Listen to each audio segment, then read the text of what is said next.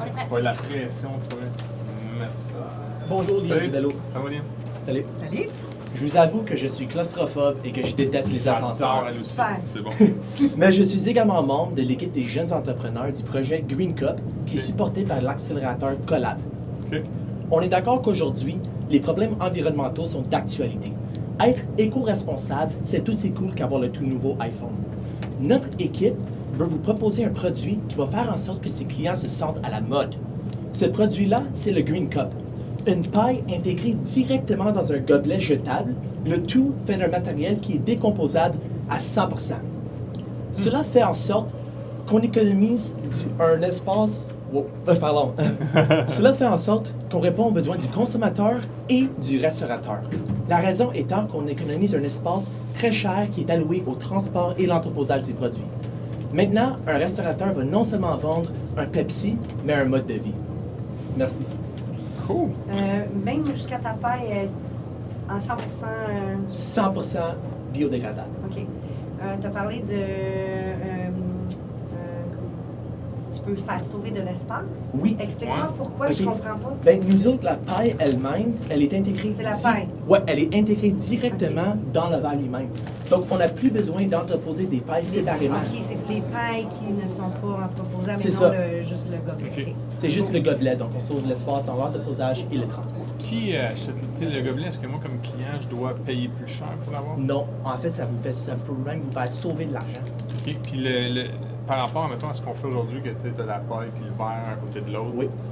en termes de coût, ton En- produit, En termes de coût, mon produit, nous autres, c'est sûr qu'on est à l'étape de la fin du prototypage. OK. Cependant, on estime qu'en 2020, tous les gobelets vont avoir besoin d'être faits d'un matériau qui est biodégradable.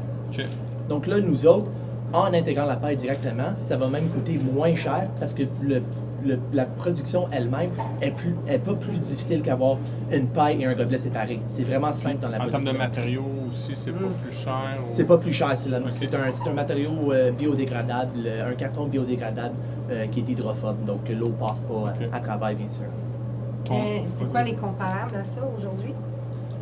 Pour le Est-ce qu'il y matériau, en a? Ouais, est-ce qu'il y Ça en a existe. de. Ouais, ça existe-tu? déjà? Est-ce ben, que vous les avez- pailles du AEW, Mhm. c'est le même type de matériau que les pailles du AEW. C'est un matériau qui est biodégradable et qui est hydrophobe. OK. Puis, mais ils sont pas intégrés, mettons, dans le verre. Ils sont C'est pas ça, intégrés. vous Donc, nous autres, en l'intégrant dans le verre, ce qu'on fait, c'est qu'on réduit les coûts. OK. Donc, on rend le fait d'être éco-responsable rentable. Puis, ton marché cible, c'est quoi en premier? Nous autres, ça va être directement vers les fournisseurs déjà qui vendent les gobelets au restaurant. Au lieu d'aller Comme ça par- facilite. Parce que sinon, de commencer à créer des usines, c'est plus difficile. OK. Et nous autres, on a fait en sorte que notre produit, et puisqu'on est une entreprise collective, on a des ingénieurs, on a différentes personnes qui ont différentes spécialités. La création du produit lui-même, il est vraiment pas plus difficile OK. qu'avoir une paille et un cup séparé. Puis, vous faites la production, puis vous vendez, mettons, à des distributeurs. À date, non. Là, on peut faire des prototypes avec une imprimante 3D. Ouais, non, on s'entend, mais éventuellement, dans le concept, tu dis, nous, on va faire fabriquer des, tu sais, en quantité, Ouais, puis dans on va vendre ça à des distributeurs qui, eux, Oui. vont amener ça, mettons, chez IW, chez McDo, Starbucks. chez Starbucks. Exactement. On va C'est- passer au feedback.